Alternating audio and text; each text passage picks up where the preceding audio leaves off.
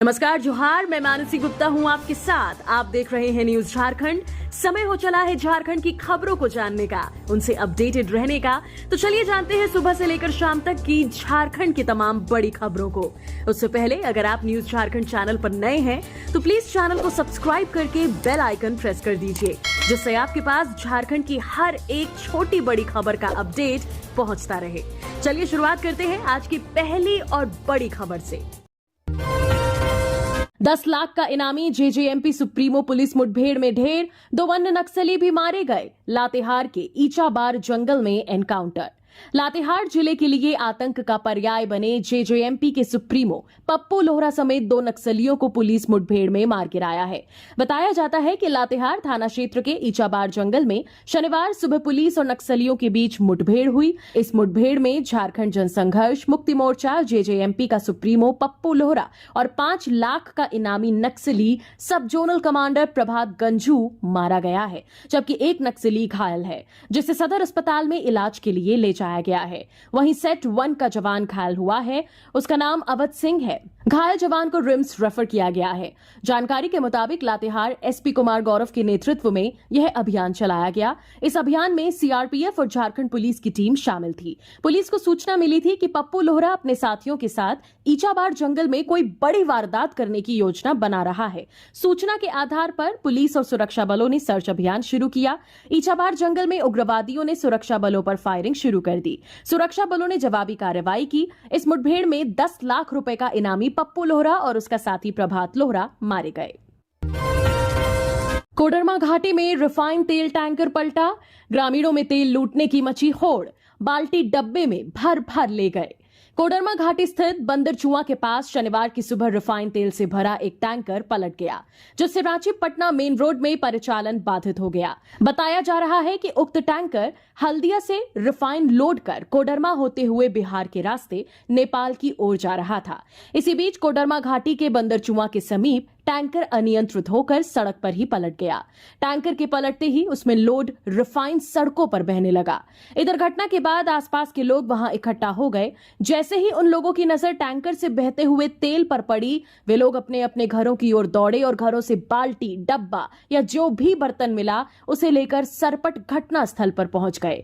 Tanker से बह रहे तेल को लूटने में लग गए। इधर उस दुर्घटना के बाद रांची पटना मुख्य मार्ग पर आवागमन पूरी तरह से बाधित हो गया है। इधर घटना की जानकारी मिलते ही कोडरमा थाना प्रभारी अरविंद कुमार ने वहां पर पुलिस बल को भेज दिया और स्थिति को नियंत्रित किया गया। कोडरमा में अवैध अभ्रक उत्खनन के दौरान हादसा, सिविल कोर्ट के पीछे चौल धंसने से महिला की मौत, 15 दिन में दूसरी घटना। कोडरमा में अवैध माइका उत्खनन से एक और जान चली गई। सिविल कोर्ट के पीछे जंगल में अभ्रक चौल धंसने से 35 वर्षीय कंचन देवी की मौत हो गई। कंचन देवी शिव मोहल्ला की रहने वाली थी। घटना उस समय हुई जब कंचन देवी अन्य महिलाओं के साथ ढिबरा डस्ट के ढेर में माइका चुनने गई थी। अचानक चौल धंस गई और वह मलबे में दब गई। घटना के बाद कंचन के साथ गई महिलाओं ने शोर मचाया। आसपास के लोगों ने उसे बाहर निकाला और सदर अस्पताल ले गए। चिकित्सकों ने उसे मृत घोषित कर दिया। यह घटना पिछली घटना के महज 15 दिन बाद हुई है। इससे पहले लोमचांची जंगल में अवैध उत्खनन के दौरान 2 लोगों की मौत हुई थी। उस मामले में वन विभाग के रेंजर ने अवैध उत्खनन करवाने वालों पर मुकदमा दर्ज किया था। झारखंड के सभी जिलों में आज बारिश का ऑरेंज अलर्ट, आकाशीय बिजली और ओलावृष्टि की भी चेतावनी। 40 डिग्री के नीचे ही रहेगा अधिकतम पारा। झारखंड के करीब करीब सभी जिलों में आज भी बारिश का पूर्वानुमान किया गया है और कहीं कहीं पर छिटपुट बारिश हो रही है। अभी कुछ दिनों तक प्रदेश के मौसम का मिजाज बदला ही रहेगा। मौसम विज्ञान केंद्र रांची ने कहा है कि लोगों को गर्मी से राहत मिलती रहेगी। मौसम केंद्र का पूर्वानुमान है कि राज्य के करीब करीब सभी जिलों का अधिकतम पारा बहुत अधिक नहीं चढ़ने वाला है। जारी रिपोर्ट के मुताबिक 29 मई तक अधिकतम पारा 40 डिग्री सेल्सियस के नीचे ही रहेगा। तेज रफ्तार से हवा भी चलेगी। राज्य में कई स्थान पर मेघ गर्जन और वज्रपात के साथ हल्के से मध्यम दर्जे की बारिश हो सकती है। इसे देखते हुए ऑरेंज अलर्ट जारी किया गया है।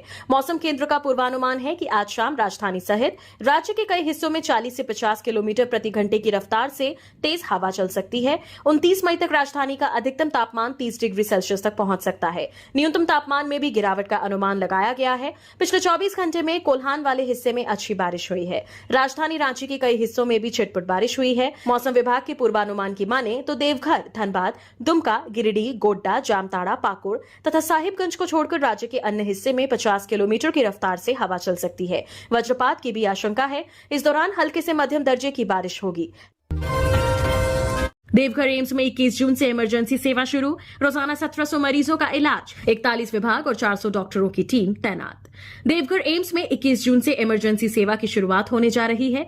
गोड्डा सांसद निशिकांत दुबे ने एम्स का निरीक्षण कर इस बात की जानकारी दी। इमरजेंसी सेवा शुरू होने से गंभीर मरीजों को दिल्ली या वेल्लोर जाने की जरूरत नहीं पड़ेगी। वर्तमान में देवघर एम्स में 41 विभाग कार्यरत हैं, जहां ऑन्कोलॉजी समेत अन्य गंभीर बीमारियों का इलाज भी जल्द शुरू होगा। इमरजेंसी बिल्डिंग पूरी तरह तैयार है। अब मरीज ओपीडी के साथ इमरजेंसी सेवा का भी लाभ ले सकेंगे। झारखंड, बिहार, बंगाल और आसपास के इलाकों से रोजाना 1700 से अधिक मरीज यहां इलाज के लिए आते हैं।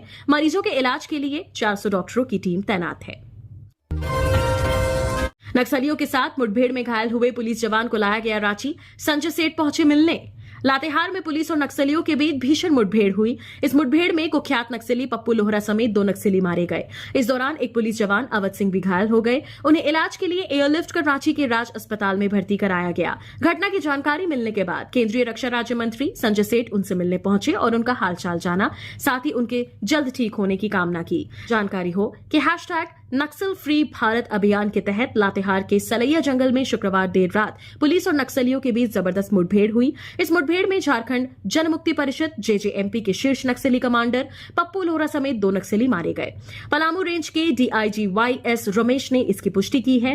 पप्पू लोहरा पर 10 लाख का इनाम था। लातेहार के एसपी कुमार गौरव को गुप्त सूचना मिली थी कि सलैया जंगल के पास जेजेएमपी के कुछ नक्सली छिपे हुए हैं। सूचना के आधार पर पुलिस ने इलाके की घेराबंदी कर सर्च ऑपरेशन शुरू किया। तभी नक्सलियों ने पुलिस पर फायरिंग शुरू कर दी। जवाब में पुलिस ने भी मोर्चा संभाला। करीब आधे घंटे तक चली मुठभेड़ में पुलिस ने 2 नक्सलियों को मार गिराया। मारे गए नक्सलियों में संगठन का कुख्यात नेता पप्पू लोहरा भी शामिल है, जो लंबे समय से क्षेत्र में सक्रिय था।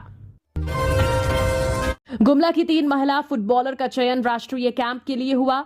AFC एशियन कप में बनाई जगह। झारखंड की 3 महिला फुटबॉलर का चयन राष्ट्रीय कैंप के लिए किया गया है। जून जुलाई में होने वाले AFC एशियन कप 2026 क्वालिफायर से पहले राष्ट्रीय शिविर के लिए 39 संभावित खिलाड़ियों की घोषणा की गई है, जिसमें झारखंड की 3 खिलाड़ी शामिल है। तीनों खिलाड़ी गुमला जिला के आवासीय केंद्र की बच्चियां हैं, जिसको लेकर खिलाड़ियों में काफी उत्साह का माहौल देखने को मिल रहा है। वैसे तो अब तक जूनियर ग्रुप में गुमला की कई खिलाड़ियों का नाम सामने आ चुका है, लेकिन पहली बार सीनियर खिलाड़ी के रूप में राष्ट्रीय कैंप के लिए झारखंड से जिन 3 खिलाड़ियों का चयन हुआ है, वह तीनों गुमला जिला में संचालित आवासीय केंद्र की बच्चियां हैं। इसमें पूर्णिमा कुमारी, विकसित बड़ा और सुमति कुमारी शामिल है। इनके चयन को लेकर गुमला के तमाम खिलाड़ियों में काफी उत्साह का माहौल देखने को मिल रहा है। उनके कोच बीना की माने तो ये खिलाड़ी काफी प्रतिभावान हैं, जो लंबे समय से अपने खेल प्रतिभा के कारण कई मंचों पर अपना स्थान बना चुकी हैं। राहुल गांधी की बड़ी मुश्किलें। झारखंड की इस अदालत ने जारी किया गैर जमानती वारंट।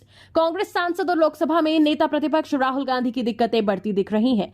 झारखंड के चाईबासा MP MLA कोर्ट ने राहुल गांधी के खिलाफ गैर जमानती वारंट जारी किया है। इसके साथ ही 26 जून को राहुल गांधी को अदालत में पेश होने का आदेश भी दिया है।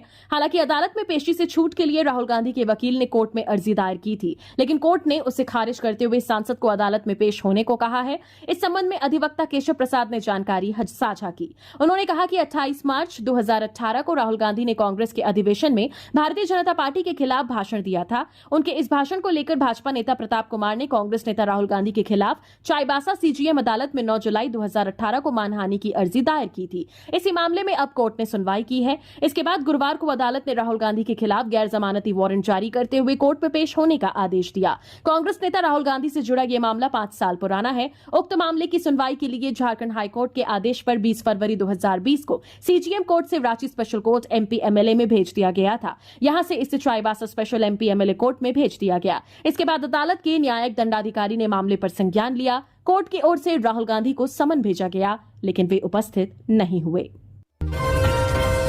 CM हेमंत 27 को घुसपैठ, अपराध समेत 16 एजेंडों पर करेंगे उच्च स्तरीय समीक्षा बैठक। CM हेमंत 27 मई को घुसपैठ, अपराध समेत 16 एजेंडों पर करेंगे उच्च स्तरीय समीक्षा बैठक।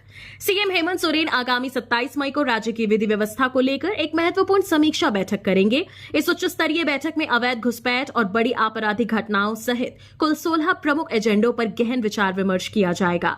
समीक्षा बैठक रांची स्थित प्रोजेक्ट भवन में आयोजित होगी, जिसमें मुख्यमंत्री के साथ मुख्य सचिव, गृह सचिव और पुलिस महानिदेशक व्यक्तिगत रूप से उपस्थित रहेंगे। वहीं जोनल आईजी, रेंज के डीआईजी, सभी जिलों के उपायुक्त और पुलिस अधीक्षक वीडियो कॉन्फ्रेंसिंग के माध्यम से इस बैठक में हिस्सा लेंगे। इस अहम बैठक को लेकर झारखंड पुलिस मुख्यालय तैयारियों में जुट गया है। मुख्यमंत्री की समीक्षा बैठक से ठीक एक दिन पहले यानी 26 मई को पुलिस महानिदेशक भी इन सभी 16 मुख्य एजेंडों पर जिलों के एसपी के साथ समीक्षा बैठक करेंगे। इस बैठक का मुख्य उद्देश्य यह सुनिश्चित करना है कि मुख्यमंत्री की समीक्षा के दौरान किसी भी प्रकार की कोई त्रुटि या कमी न रहे। इस बार और भव्य होगा श्रावणी मेला, श्रद्धालुओं को मिलेगी सभी सुविधा। मुख्यमंत्री हेमंत सोरेन ने इस वर्ष 11 जुलाई से आयोजित होने वाले विश्व प्रसिद्ध राजकीय श्रावणी मेला को और भव्य बनाने के निर्देश दिए हैं। साथ ही श्रद्धालुओं की सुरक्षा और सुविधा का पूरा ध्यान देने को कहा है। उन्होंने कहा है कि इस मेले में देश विदेश से श्रद्धालु आते हैं, ऐसे में उनकी सुरक्षा और सुविधाओं का पूरा ध्यान रखा जाना चाहिए। मुख्यमंत्री ने शुक्रवार को श्रीकृष्ण लोक प्रशासन संस्थान स्थित सभागार में इस राजकीय मेला की तैयारियों को लेकर बाबा बैद्यनाथ धाम, बासुकीनाथ तीर्थ क्षेत्र विकास प्राधिकार एवं वरीय पदाधिकारियों के साथ उच्च स्तरीय समीक्षा बैठक की। इस क्रम में उन्होंने सारी आवश्यक तैयारियों को समय पर पूरी करने के निर्देश अधिकारियों को दिए। बैठक में अधिकारियों ने श्रावणी मेला की चल रही तैयारियों की अद्यतन स्थिति से मुख्यमंत्री को अवगत कराया। मुख्यमंत्री ने कहा कि श्रावणी मेले से झारखंड को देश दुनिया में विशिष्ट पहचान मिली है। यूट्यूबर ज्योति मल्होत्रा का वीडियो वायरल होने पर बासुकीनाथ मंदिर की बढ़ाई गई सुरक्षा, आखिर क्या है वजह? झारखंड की उपराजधानी दुमका से करीब 24 किलोमीटर की दूरी पर दुमका देवघर मुख्य मार्ग पर स्थित भगवान शिव के प्रसिद्ध धाम बासुकीनाथ मंदिर की सुरक्षा व्यवस्था बढ़ा दी गई है। प्रशासन ने यह फैसला जासूसी के आरोप में गिरफ्तार यूट्यूब ज्योति मल्होत्रा द्वारा बासुकीनाथ मंदिर का वीडियो शूट किए जाने पर किया है।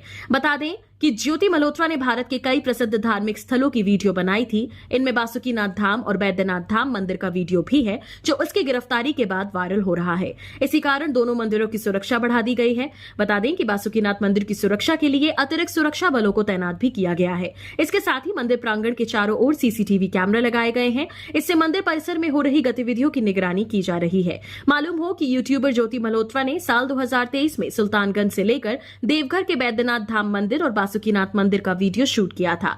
ऐसे में मंदिर की सुरक्षा को लेकर जिला प्रशासन भी अलर्ट है। जानकारी के अनुसार हरियाणा की रहने वाली यूट्यूबर ज्योति मल्होत्रा को आईएसआई के लिए जासूसी करने के आरोप में कुछ दिनों पहले गिरफ्तार किया गया है। ज्योति ने साल 2023 में सुल्तानगंज के अजगैबीनाथ मंदिर, देवघर के बैद्यनाथ धाम मंदिर, दुमका के बासुकीनाथ मंदिर और जसीडीह रेलवे स्टेशन का एक वीडियो बनाया था। उसने तीनों धार्मिक स्थलों की यात्रा करते वक्त मंदिर परिसर का वीडियो बनाया था, जिसे उसने यूट्यूब पर अपलोड किया था। ज्योति की गिरफ्तारी के बाद से ही उसका यह वीडियो चर्चा का विषय बन गया।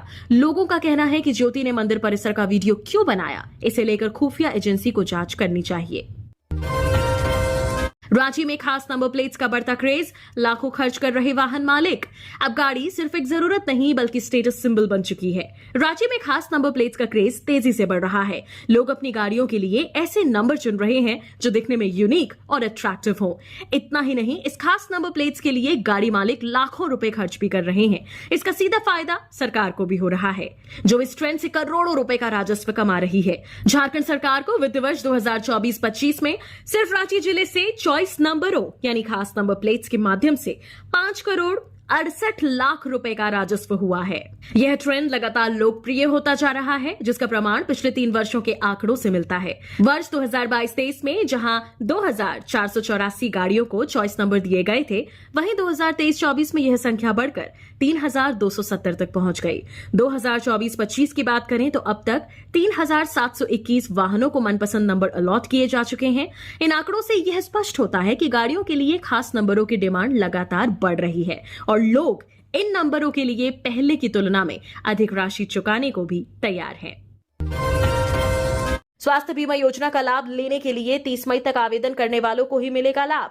स्वास्थ्य चिकित्सा, शिक्षा एवं परिवार कल्याण विभाग झारखंड ने स्वास्थ्य बीमा योजना का लाभ किए जाने के संबंध में जरूरी सूचना जारी की है। झारखंड आरोग्य सोसाइटी के कार्यकारी निदेशक अबू इमरान ने सूचना जारी करते हुए बताया कि राज्यकर्मी स्वास्थ्य बीमा योजना अंतर्गत कैटेगरी ए अंतर्गत राज्य सरकार के नियमित कर्मचारी और कैटेगरी बी अंतर्गत पेंशनर एवं आश्रित पेंशनर 30 मई तक ऑनलाइन आवेदन कर सकते हैं। निर्धारित तिथि तक अपना आवेदन www.sehis.jharkhand.gov.in पोर्टल पर जमा करें। www.schis.jharkhand.gov.in पोर्टल पर जमा करें।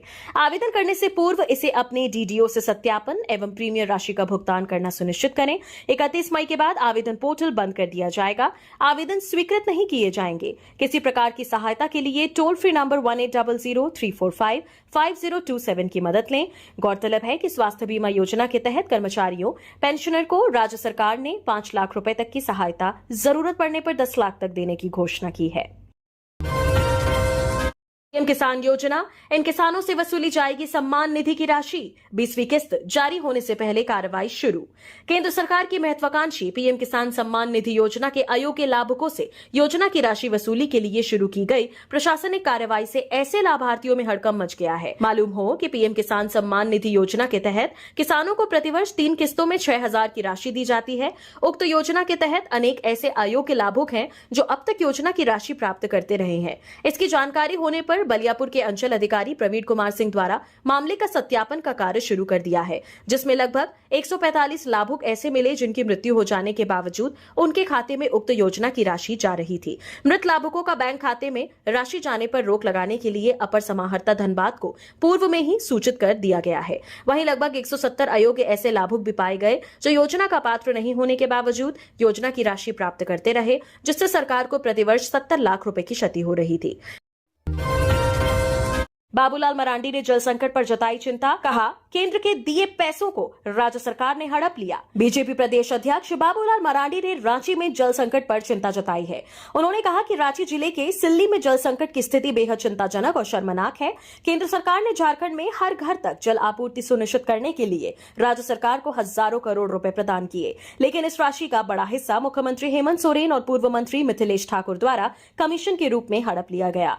जनता बूंद बूंद पानी के लिए तरस रही है, जबकि भ्रष्टाचारियों की आत्मा काले धन से तृप्त हो रही है। उन्होंने रांची डीसी को मामले का संज्ञान लेकर सिल्ली प्रखंड सहित पूरे जिले में जलापूर्ति की व्यवस्था सुनिश्चित करने को कहा है।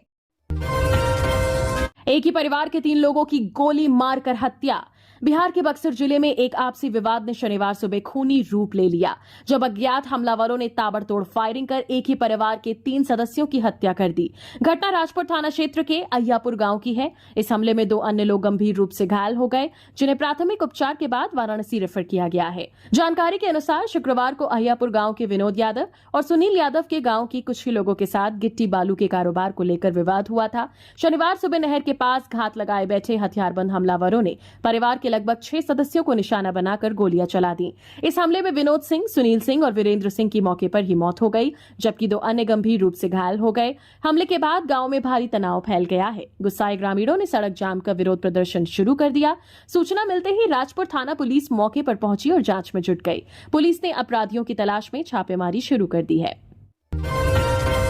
चोरों ने बंद घर को बनाया निशान, 2.5 लाख के जेवरात और नकदी पर किया हाथ साफ। चोरों ने बंद घर को बनाया निशाना, 2.5 लाख के जेवरात और नकदी पर किया हाथ साफ। गुमला शहर से सटे चेटर मोहल्ला में अज्ञात चोरों ने एक बंद घर का ताला तोड़कर करीब 2.5 लाख रुपए की चोरी कर सनसनी फैला दी है। पीड़ित पप्पू वर्मा का पूरा परिवार बहनोई की शादी में शामिल होने जशपुर गया हुआ था। इसी दौरान चोरों ने सुनसान घर को निशाना बनाया। चोरों ने अलमारी का लॉकर तोड़कर उसमें रखे करीब 25,000 रुपए नकद और लगभग 2 लाख रुपए के सोने चांदी के जेवरात पर हाथ साफ कर दिया। चोरी किए गए जेवरों में चेन, अंगूठी, बाली, मंगलसूत्र और पायल शामिल है। हैरानी की बात यह है कि चोरी किए जेवरात के सभी कागजात भी साथ ले गए, जबकि बाकी घर का सामान जस का तस छोड़ दिया। घटना की जानकारी शनिवार सुबह पड़ोसी द्वारा दी गई, जिसके बाद पप्पू वर्मा घर लौटे और पूरे मामले की सूचना थाने को दी। उन्होंने अज्ञात चोरों के खिलाफ कार्रवाई की मांग की है। पप्पू ने बताया कि वह कारपेंटर का काम कर परिवार चलाते हैं और इस घटना से उन्हें गहरा सदमा पहुंचा है। फिलहाल पुलिस मामले की जांच में जुट गई है। रांची में खुलेगा सीबीएसई का क्षेत्रीय कार्यालय, जून से शुरू होगा काम। राजधानी रांची के छात्रों और सीबीएसई स्कूलों के लिए बड़ी राहत की खबर है। अब बोर्ड से जुड़े दस्तावेजी कामों के लिए पटना नहीं जाना पड़ेगा, क्योंकि रांची के पुदांग में जल्द ही सीबीएसई का क्षेत्रीय कार्यालय खुलने जा रहा है। सीबीएसई द्वारा जारी आदेश के अनुसार उप सचिव रामवीर को रांची का क्षेत्रीय अधिकारी नियुक्त किया गया है। इससे पहले वे पुणे क्षेत्रीय कार्यालय में कार्यरत थे। रांची में यह कार्यालय पुदांग स्थित शालीमार बाग के पास एक अपार्टमेंट में खोला जाएगा। अभी वहां सौंदर्यीकरण का कार्य चल रहा है। झारखंड में सीबीएसई से जुड़े 400 से ज्यादा स्कूल हैं। क्षेत्रीय कार्यालय खुलने के बाद स्कूलों को संबद्धता, अपग्रेडेशन और अन्य दस्तावेज संबंधी कार्यों के लिए पटना के चक्कर नहीं लगाने पड़ेंगे। अब ये सभी काम रांची में ही पूरे हो सकेंगे। संभावना है कि जून के अंतिम सप्ताह से यह कार्यालय पूरी तरह से काम करना शुरू कर देगा। इसके लिए 43 पदों का सृजन भी किया जा रहा है, ताकि कामकाज सुचारू रूप से चल सके। आईएएस विनय कुमार चौबे गंभीर बीमारी से जूझ रहे, नेफ्रोलॉजी से मांगा गया परामर्श। शराब घोटाले मामले में न्यायिक हिरासत में बंद झारखंड के वरिष्ठ आईएएस अधिकारी विनय कुमार चौबे की तबीयत बिगड़ने के बाद उन्हें रांची के रिम्स में भर्ती कराया गया है। उन्हें गंभीर किडनी संबंधी बीमारी और उच्च रक्तचाप की समस्या है। 22 मई की शाम तबीयत खराब होने के बाद उन्हें बिरसा मुंडा केंद्रीय कारा से रिम्स के पेइंग वार्ड के दूसरे फ्लोर पर स्थित कमरा संख्या 11 में शिफ्ट किया गया था। रिम्स के प्रभारी जनसंपर्क पदाधिकारी डॉक्टर राजीव रंजन के अनुसार मरीज के पैथोलॉजी से जुड़ी कई जांच रिपोर्ट प्राप्त हुई हैं, जिनमें किडनी इन्फेक्शन में गंभीर गड़बड़ी की पुष्टि हुई है। इसके बाद नेफ्रोलॉजी विभाग की विभागाध्यक्ष डॉक्टर प्रज्ञा पंत घोष को परामर्श के लिए बुलाया गया है। उनकी सलाह के आधार पर आगे की उपचार प्रक्रिया तय की जाएगी। विनय कुमार चौबे के इलाज के लिए रिम्स प्रबंधन ने एक विशेष मेडिकल टीम गठित की है। इसमें मेडिसिन विभाग से डॉक्टर ऋषि तुहीन गुड़िया और डॉक्टर अजीत डुंगडुंग, नेफ्रोलॉजी विभाग से डॉक्टर प्रज्ञा पंत तथा कार्डियोलॉजी विभाग से डॉक्टर मृणाल कुंज शामिल है। डॉक्टर प्रज्ञा पंत ने किडनी की जांच के बाद सलाह दी है कि पूर्व में दी गई दवाओं का सेवन फिलहाल जारी रखा जाए और आगे की दवाएं नियमित जांच रिपोर्ट के आधार पर समायोजित की जाएगी। डॉग लवर्स के लिए बड़ा झटका, झारखंड में इस नस्ल के कुत्तों को पालना पड़ सकता है महंगा, सरकार ने लगाई रोक। झारखंड में डॉग लवर्स के लिए एक बड़ी खबर है। सरकार ने राज्य में कुत्ते पालने से संबंधित दिशा निर्देश जारी किए हैं। इसके अनुसार राज्य में पिटबुल, रॉटविलर और डॉगो अर्जेंटिनो जैसे खतरनाक माने जाने वाले कुत्ते की नस्लों के पालन, खरीद बिक्री और प्रजनन पर पूर्ण प्रतिबंध लगा दिया गया है। सरकार ने इस संबंध में सख्त दिशा निर्देश जारी करते हुए कहा है, ऐसे कुत्तों को पालने से पहले संबंधित प्राधिकरण से अनुमति लेनी होगी। राज्य सरकार द्वारा जारी गाइडलाइन के अनुसार यदि कोई व्यक्ति बिना अनुमति ऐसे नस्ल के कुत्तों का पालन करता है या उन्हें सार्वजनिक स्थानों पर लापरवाही से घुमाता है तो उस पर जुर्माना लगाया जा सकता है। आवश्यकता पड़ने पर पालतू जानवर को जब्त कर उसके खिलाफ भारतीय न्याय संहिता 2023 और पशु क्रूरता निवारण अधिनियम 1960 के तहत कानूनी कार्रवाई भी की जा सकती है। मेहजाम से शादी में धनबाद गए परिवार के घर चोरी, छत की सीढ़ियों के रास्ते घुसे चोर, 60,000 नगद और गहने ले गए। जामताड़ा के मेहजाम थाना क्षेत्र के मालपाड़ा में गणेश महतो के घर से चोरी हुई है। चोरों ने छत की सीढ़ियों से घर में प्रवेश किया। घटना के समय परिवार धनबाद में एक शादी समारोह में गया हुआ था। गणेश महतो और उनकी पत्नी ने बताया कि वे सोमवार को शादी में गए थे। शुक्रवार को उन्हें चोरी की सूचना मिली। चोरों ने घर से करीब 60,000 रुपए नगद और लाखों के सोने चांदी के गहने चुरा लिए। थाना प्रभारी विवेकानंद दुबे के अनुसार सूचना मिलते ही परिवार ने कार्रवाई शुरू कर दी। फॉरेंसिक साइंस लैबोरेटरी की टीम ने घटनास्थल से सबूत जुटाए हैं। पुलिस ने चोरों की तलाश के लिए कई टीमें बनाई हैं। पुलिस आसपास के लोगों से पूछताछ कर रही है। साथ ही सीसीटीवी फुटेज की जांच की जा रही है। इस घटना से क्षेत्र में सुरक्षा व्यवस्था पर सवाल उठे हैं। स्थानीय लोगों में डर का माहौल है। शराब घोटाले की जांच में ईडी की जल्द एंट्री, मनी लॉन्ड्रिंग के तहत नया केस दर्ज करने की तैयारी। झारखंड के बहुचर्चित शराब घोटाले मामले में प्रवर्तन निदेशालय अब सक्रिय भूमिका में आ रहा है। 20 मई को एंटी करप्शन ब्यूरो द्वारा दर्ज प्राथमिकी और मई 2022 से प्रभावी झारखंड उत्पाद नीति का विश्लेषण ईडी की टीम कर रही है। सूत्रों के अनुसार ईडी इस मामले में मनी लॉन्ड्रिंग के पहलुओं की जांच करते हुए जल्द ही एनफोर्समेंट केस इन्फॉर्मेशन रिपोर्ट दर्ज कराने जा रही है। ईडी ने घोटाले से जुड़े अहम दस्तावेज जुटा लिए हैं। एसीबी की प्राथमिकी में लगभग 38 करोड़ रुपए के गबन की बात सामने आई है, लेकिन ईडी को आशंका है कि यह राशि इससे कहीं अधिक हो सकती है। शराब नीति में बदलाव कर अधिकारी नेताओं के सिंडिकेट ने बड़े पैमाने पर अवैध लेन देन किए जाने का संदेह जताया है। ईडी की नजर एसीबी द्वारा अब तक की गई कार्रवाई, दर्ज प्राथमिकी और गिरफ्तारियों पर है। इन बिंदुओं के आधार पर ईडी मनी लॉन्ड्रिंग के तहत अलग से केस दर्ज करने की तैयारी में है। साथ ही जांच में यह भी सामने आया है कि कुछ प्लेसमेंट एजेंसियों ने फर्जी बैंक गारंटी जमा करने के बावजूद वर्षों तक काम जारी रखा। एजेंसियों को इस संरक्षण में किन किन का हाथ था, इसकी जानकारी भी ईडी द्वारा खंगाली जा रही है। जांच में मिले साक्ष्यों के आधार पर जल्द ही ईडी इस घोटाले में औपचारिक एंट्री कर सकती है। तय समय से 8 दिन पहले केरल पहुंचा मानसून। यह 16 साल में सबसे जल्दी 28 राज्यों में आंधी, बारिश और गर्मी का रेड अलर्ट। मानसून शनिवार को केरल पहुंच गया। यह अपने तय समय 8 दिन पहले पहुंचा है। मौसम विभाग के मुताबिक 16 साल में ऐसा पहली बार हुआ जब मानसून इतनी जल्दी आया है। 2024 में यह 30 मई को केरल पहुंचा था। मानसून 4 दिन से देश से करीब 40 से 50 किलोमीटर दूर अटका था और शुक्रवार शाम आगे बढ़ा। इसके आज ही तमिलनाडु और कर्नाटक के कई इलाकों में भी पहुंचने की संभावना है। एक हफ्ते में देश के दक्षिणी और पूर्वोत्तर राज्यों, जबकि 4 जून तक मध्य और पूर्वी भारत को कवर कर सकता है। आमतौर पर मानसून 1 जून को केरल पहुंचता है और 8 जुलाई तक पूरे देश को कवर कर लेता है। यह 17 सितंबर के आसपास वापस लौटना शुरू करता है और 15 अक्टूबर तक पूरी तरह से वापस चला जाता है। मौसम विज्ञानियों के अनुसार मानसून की शुरुआत की तारीख और सीजन के दौरान कुल बारिश के बीच कोई संबंध नहीं है। इसकी जल्दी या देर से पहुंचने का मतलब यह नहीं है कि यह देश के अन्य हिस्सों को भी उसी तरह कवर करेगा। मौसम विभाग ने 24 मई के लिए 2 तरह के रेड अलर्ट जारी किए हैं। पहले भारी बारिश और दूसरा भीषण गर्मी का भी। गुजरात, गोवा, महाराष्ट्र, कर्नाटक और केरल के तटीय इलाकों में 200 मिलीमीटर तक बारिश हो सकती है। इन राज्यों में अगले 7 दिन तक भारी बारिश हो सकती है। देश के कुल 28 राज्यों में आंधी बारिश का अलर्ट है, जबकि राजस्थान के पश्चिमी हिस्से में 27 मई तक गर्म हवाओं के चलते रेड अलर्ट है। जैसलमेर में शुक्रवार को सबसे ज्यादा 48 डिग्री तापमान रहा। इसमें आज और भी बढ़ोतरी हो सकती है। मनरेगा में अब तक एक भी परिवारों को 100 दिन का काम नहीं, मंत्री ने 2 लाख का दिया है लक्ष्य। झारखंड की ग्रामीण विकास एवं पंचायती राज मंत्री दीपिका पांडे सिंह ने मनरेगा के तहत इस साल कम से कम 2 लाख ग्रामीण परिवारों को 100 दिन का रोजगार की गारंटी देने का लक्ष्य तय किया है। उन्होंने ये अभियान मिशन मोड में चलाने को भी कहा है। इस काम में लापरवाही होने पर कार्रवाई की भी चेतावनी दी गई है। लेकिन स्थिति यह है कि मनरेगा से इस वित्तीय वर्ष 2025 से 26 के पहले 2 माह में अप्रैल मई माह में अब तक एक भी परिवार को 100 दिन का काम मुहैया नहीं कराया जा सका है। विगत 2 सालों में विगत वित्तीय वर्ष 2024 से 25 में 82,268 परिवार व 2023 से 24 में कुछ बेहतर 1,02,07 परिवारों को ही 100 दिन का काम मिला है। ऐसे में 2 लाख परिवारों को 100 दिन का काम का लक्ष्य इस बार भी पूरा होना मुश्किल लग रहा है। हालांकि दोनों वित्तीय वर्ष में तय लक्ष्य से अधिक मानव दिवस का सृजन किया गया है, लेकिन 100 दिन के रोजगार कम ही परिवारों को मिले हैं। राज्य की कई पंचायतों में अब तक मनरेगा के तहत कोई कार्य शुरू नहीं हुआ है। 176 ग्राम पंचायतों में मनरेगा से फूटी कौड़ी भी खर्च नहीं हो सकी है। ऐसी पंचायतों को मनरेगा पोर्टल से हटाने की कार्रवाई जिला स्तर पर अब की जा रही है। कोडरमा स्टेशन से दबोचा गया गांजा तस्कर। कोलकाता जम्मू तवी एक्सप्रेस जाने का था प्लान।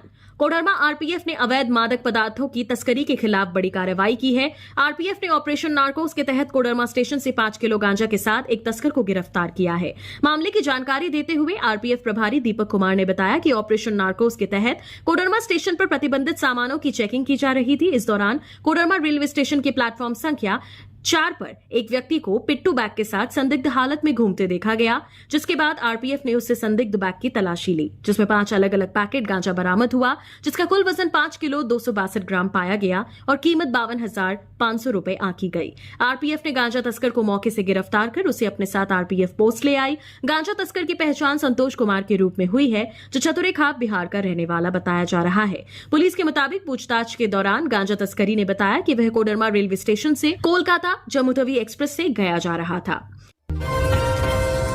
मुंबई कोलकाता की दूरी 400 किलोमीटर हो जाएगी कम। झारखंड में यहां बन रही नई रेलवे लाइन। बरवाडीह की बहुप्रतीक्षित योजना चिरीमिरी रेल लाइन व चतरा रेल लाइन परियोजना पर सभी रेल अधिकारियों का ध्यान केंद्रित कराते हुए इन दोनों परियोजना को जल्द पूरा करने की बात बरवाडीह में चतरा लोकसभा क्षेत्र के सांसद कालीचरण सिंह ने कही।